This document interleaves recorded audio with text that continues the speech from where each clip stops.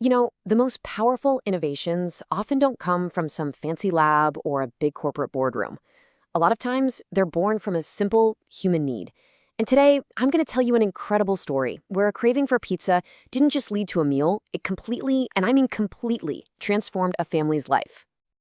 So it all boils down to this one seemingly simple question. But for this family, it was everything. How could a food they couldn't possibly afford, something that was a symbol of a world they couldn't touch, how could that become the very key to their future? Well, let's dive in and find out.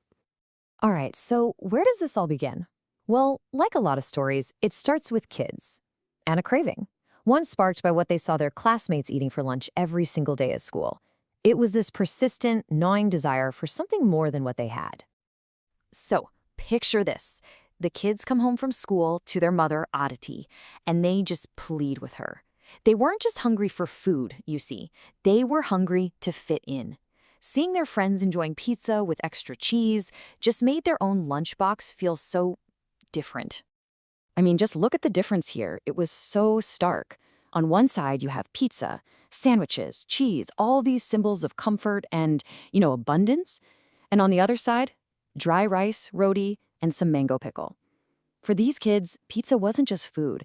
It was a taste of a life where you didn't feel so left out. So, of course, seeing her kids so sad, Aditi's heart just breaks. She makes them a promise she'll buy them a pizza. But this simple promise, well, it ends up leading the family down this painful path of humiliation, revealing just how far away that dream really was. She takes her kids to a market stall, and they're just buzzing with hope.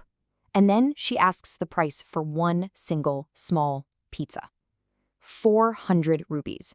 Now, for a family struggling just to afford basic rice and potatoes, that number was like an insurmountable wall. Just no way. So Aditi, trying to do something, anything for her kids, asks if he could maybe lower the price.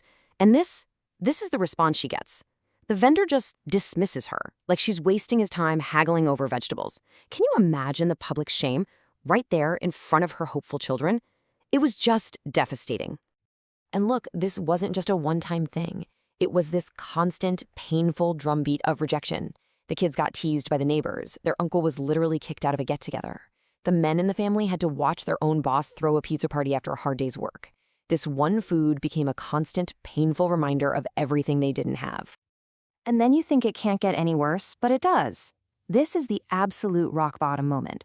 One of the men spots a single, discarded slice of pizza in a box outside. He goes to pick it up for the children. But before he can even reach it, a stray dog darts in, snatches it, and runs off. Even a stray dog gets to eat the pizza that they can't. It's just a moment of utter despair. But it's often at our lowest point that something shifts. And right here, at rock bottom, weighed down by her family's sadness, Aditi refuses to give up. And hope? Well, it comes from a place you would never, ever expect. The very next day, Aditi's back at the market, and she's just observing a woman making a chila. It's a simple, savory pancake, made from chickpea flour, topped with onions and chilies. And as she watches this woman work, a spark just ignites. She sees a round base, she sees toppings, she sees a way. And this one question just changes everything. What if she didn't need expensive flour or fancy imported cheese? What if she could reverse engineer a pizza using the simple, humble ingredients she already had? This is the moment ingenuity takes over. So Aditi's mindset completely shifts. It's no longer about buying a pizza. Now it's about inventing one. And what she does next is just a masterclass in creativity and pure resourcefulness. So first up, the base. Instead of expensive wheat flour, she uses cheap rice flour, kneaded with hot water. For the toppings, she goes and salvages the clean, totally usable parts of vegetables discarded at the market. For the sauce, she grinds fresh tomatoes and chilies on a stone slab. And the cheese? Okay, this is the most brilliant part.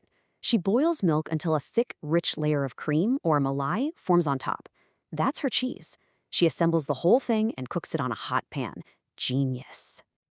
So Aditi has done it. She's created something totally new, basically out of sheer determination. She's solved the puzzle, she's built the pizza, but the biggest test? Oh, that's still to come.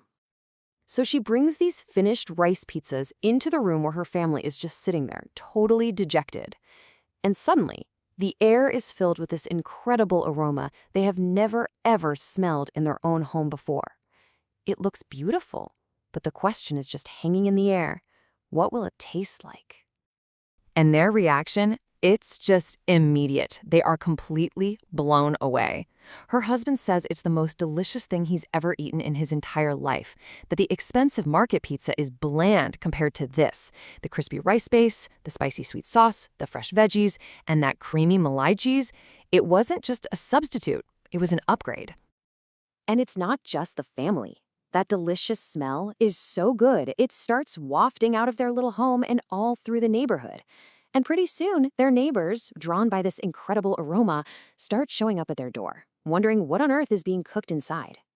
Aditi shares a slice with one of her impressed neighbors. And this neighbor, she says something that plants a brand new idea in Aditi's head. She says, "You should open a small shop. This isn't just a great meal, it's a great product. People will definitely buy this." And you know what? That is exactly what they do. The whole family pools their resources and helps Aditi open a small food stall right outside their home. They call it Daisy Rice Pizza. Just think about that. The very thing that was once a symbol of their exclusion has now become the foundation of their own family business, a source of pride and a real future. This story is such a powerful reminder that real innovation is so often just creativity born from constraint. Aditi didn't have money, but she had ingenuity. And it leaves us with a really important question. Where in your own life can you apply that same kind of resourcefulness and turn what you lack into your greatest strength?